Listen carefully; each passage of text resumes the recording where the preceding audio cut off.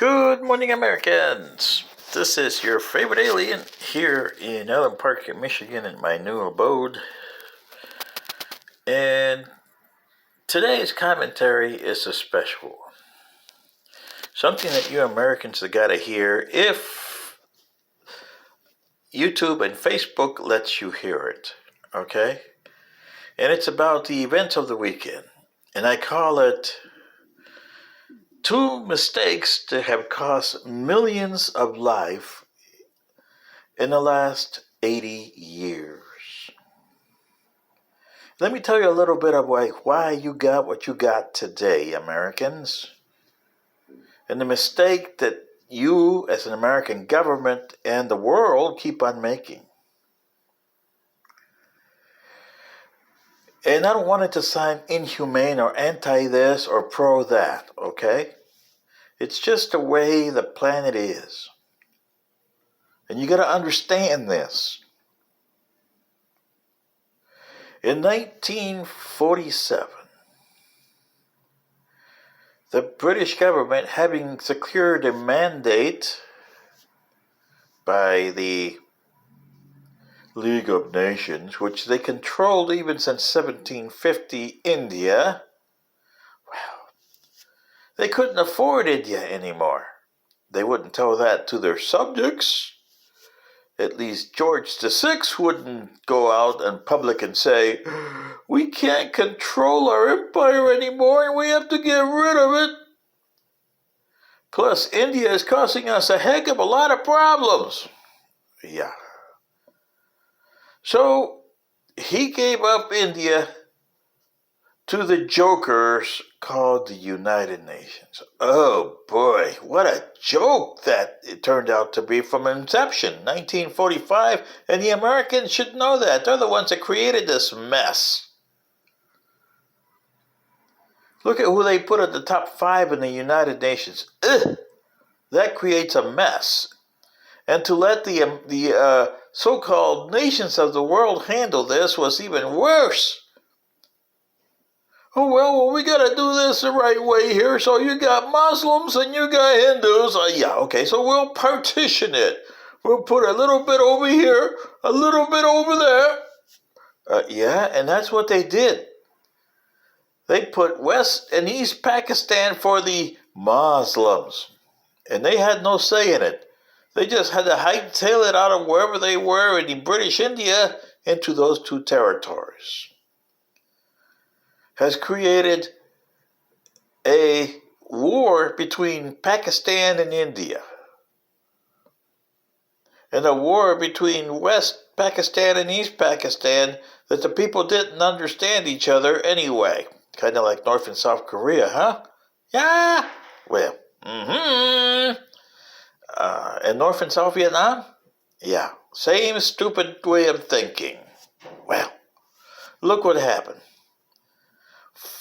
Wars between India and Pakistan, and now you got both of them nuclear powers. Blowing each other up for a hatred that nobody remembers what it was. Going back to the Mughal Empire. Boy, yeah. See what I mean? The only ones that found a little relief, and they have little because they're still not there, is Bangladesh, formerly East Pakistan. There was a war between them and Pakistan, and can you imagine, how can you have a war when you got 1,000 miles of Indian territory separating you? But they did in 1971. Yeah, that was a glorious year, 1971, huh? Oh boy, yeah. Well, as it turned out, Pakistan decided, hey, it's not worth fighting East Pakistan, let them go. They don't have much, it's poor. They got nothing. And they were better off for it. And today, they can tell you they were better off to get rid of East Pakistan because that was a drain on their economy. And East Pakistan is as poor today as it was in 1971. Bangladesh. And it makes the world because every decade or so they get a nice flood from a typhoon. And a lot of people die. Yes, terrible, huh? That's what I said. Two mistakes that have cost millions of lives. Okay? That's one. The next one happened the next year, 1948.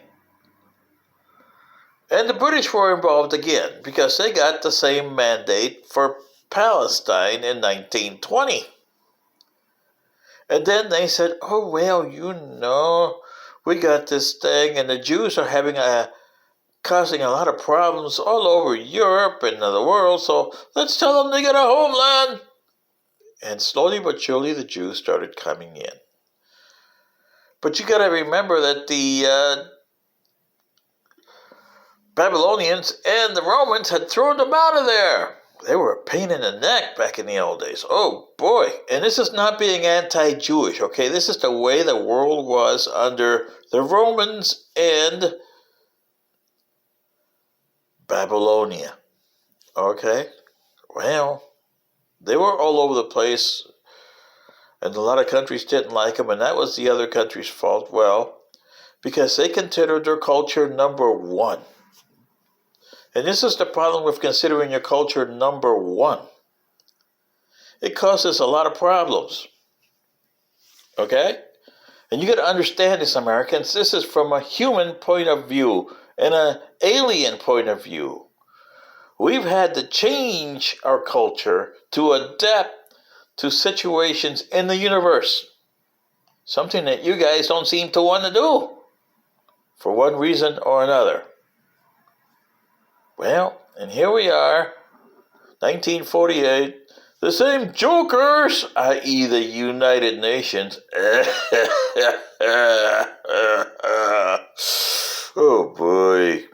Did the same thing. Partition, just like they did a year earlier with India. Okay, we have this here for the Arabs and this here for the Arabs, and the Jews can have the rest of it. Well, yeah. So, the kingdom of Egypt says, okay, I'll administer the Gaza Strip. And the other partitioned area that they got out of Palestine, Transjordan, i.e. Jordan, was supposed to administer the West Bank.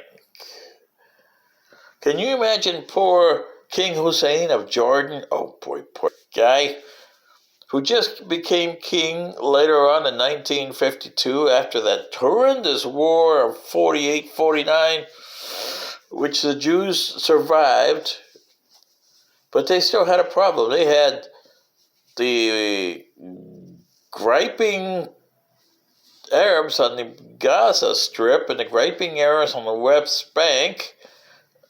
The Jordanians had a problem because they had those two there on the West Bank, and the Egyptians had a problem because, King Farouk didn't want those guys over there in Gaza.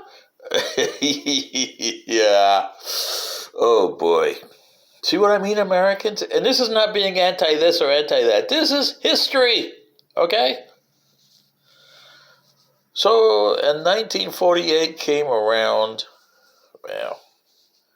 1949, the armistice was established. Israel became a nation state, still client by the French and the English. Okay, yeah.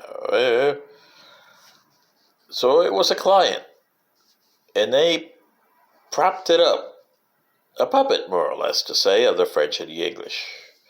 But the Israelis didn't think themselves as puppets. They were just making their time, taking the money, buying arms, and doing this and doing that. 1952 came around, and, the Egyptians have had enough with King Farouk and all the rest of the pain in the neck. Gaza and Abdel Nasser came into power in 1952 in Egypt and nationalized and threw the French and the English out of the Suez Canal. That's the best thing the Egyptians did. Oh boy. Yeah, those guys were a pain. Anyway, but he still had the Gaza that he had was ring around his neck. Boy. And in 1952, poor King Hussein his father, I think, kicked the bucket, and he came into the throne with a big noose around him called the West Bank. So you had two countries, Egypt and Jordan, who had to go, boy, they won't tell you that. And then you had, Saudi Arabia with all the other kings that were coming down the road. 1956, well, the French and the British decided, hey, we've had enough about this Abdel Nasser here. We're going to invade them and take over our Suez Canal. And the Israelis say, yeah, and I don't like this stuff here, and I'm going to take over the Gaza Strip and the Sinai. Yeah. So in 1956, they decided to, all three of them at once, invade Egypt. And they did. With all the other Arab countries coming to Egypt's aid, but there was no match there. The Egyptians were a rock in a hard place because the French and the British and the Israelis were in hard control of the Suez Canal and Sinai area. You get me, Americans? Okay. And then President Dwight David Eisenhower told them, hey boys, skedaddle. This is not right. Yo-ho, skedaddle here. So he forced the French and the English, and by the way, the French decided that they didn't like the Americans, and they hated them at that point, and they still do today. You ever been to France, and you say you're an American, they try to stick you. And I've been to France a lot. My wife was American. I can tell you firsthand that they do that. Okay? They would send one price for me and one price for her, and we had the exact same thing to eat. Yeah. But back to the story. So the Israelis had to hightail it back to Israel. The French and the English had to hightail it back. No more Suez Canal.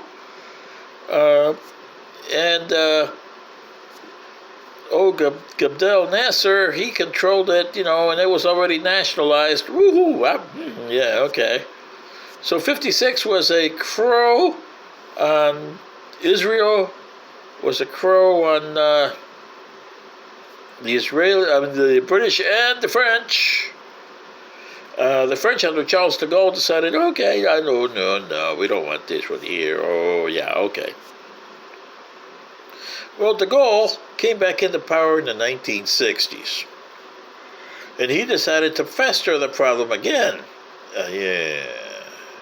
And the British prime ministers at the time, Edward Heath and Macmillan and all the rest of the guys, poor Queen Elizabeth didn't understand what was going on here. Yeah, okay. But the Israelis did.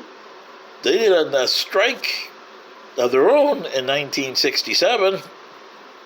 And right like 1956, they took over not only the Sinai and the west bank of and the east bank of the Suez Canal, but they took over Gaza and the West Bank. And the Golan Heights. Yeah. And the Arab countries were, and the Soviet Union was saying, yo. Okay. So those were bad days. 67, 68, 69, 70, 71, 72. And in the meantime, Abdel Nasser kicked the bucket in 69. Charles de Gaulle kicked the bucket in 69.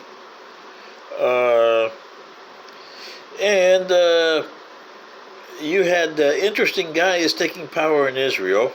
Golda Meir. Yeah, okay. In the United States, well, you had the Johnson administration that had the 67 war, but he was worried about the Tet Offensive over there in Vietnam at the same time. Poor guy. So he had problems. But by 1972, Richard Nixon was in the middle of re-election, and to taunt with the Soviet Union, and hello Mao, how are you? Yeah. Anyway, and you had Mr. Anwar Sadat over in Egypt succeeding Nasser. Uh, George Pompidou, who had succeeded Charles de Gaulle, kicked the bucket, and then you had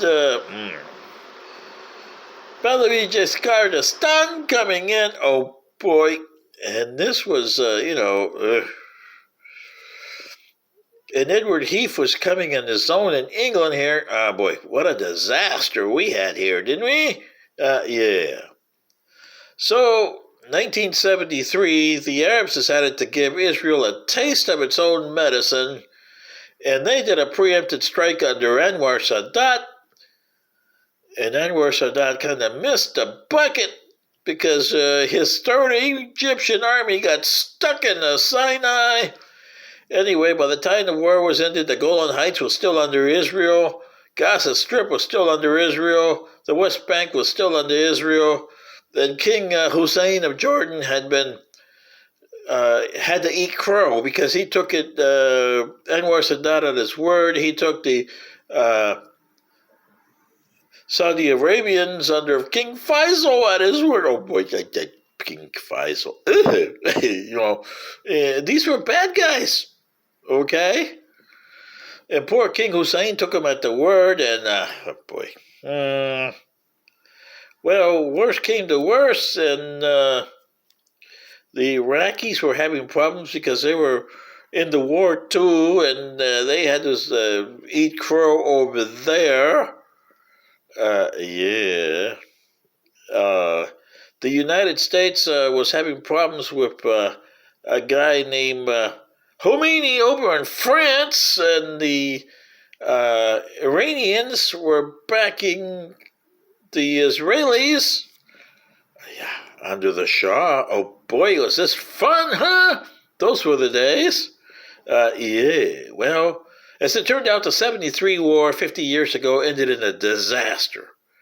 Nobody won. Everybody had egg in their face, even the Israelis. It cost Golda Meir later on, cost her. It cost Mr. Anwar Sadat his life later on. It cost the Shah of Iran his life, and Iran, which became a very Muslim-oriented country under Khomeini. Yeah, boy, did they cost him. It cost King Faisal. He got killed, too. Remember that? Yeah, And very hardliner kings under Khalib and all the kings after that, even today, they're hardliners. Okay, so it became a hardliner Saudi Arabia, hardline Iran, a very dictatorial Mubarak. Oh, boy, yeah. So, and you had Hafez Assad. He kicked the bucket. His son took over. But Syria was never the same because the Soviet Union had collapsed. So here we are with these mitigating guys. Hamas in the West Bank, the Gaza. Hezbollah over in Lebanon. And the West Bankers, which have always been a pain in the woo-woo, but never amounted to nothing. And the Jordanians don't want them. That's going to be fun. So what do we do here, Americans? Oh, yeah. And Israel, under Netanyahu being a crazy guy, attacking everything, he's being like Trajan was to the Dacians. And remember, Trajan left no Dacians. The only way you're going to get rid of this is you wipe out the Gaza Strip and you wipe out the West Bank. That's the only way you're going to end up with some sort of a recourse. But would that happen? Oh no, because you guys are more humane today than you were under Trajan back in the Roman days. And Dacia will not end up like the West Bank and the Gaza is not going to end up like Dacia did, which became Romania, by the way, Americans. So see, you guys got a problem here that costs millions of lives and no answer to the problem because of the way you started the problem. This is your favorite alien, from an alien point of view, looking at your planet and saying, "How can you humans be so stupid?" Good day.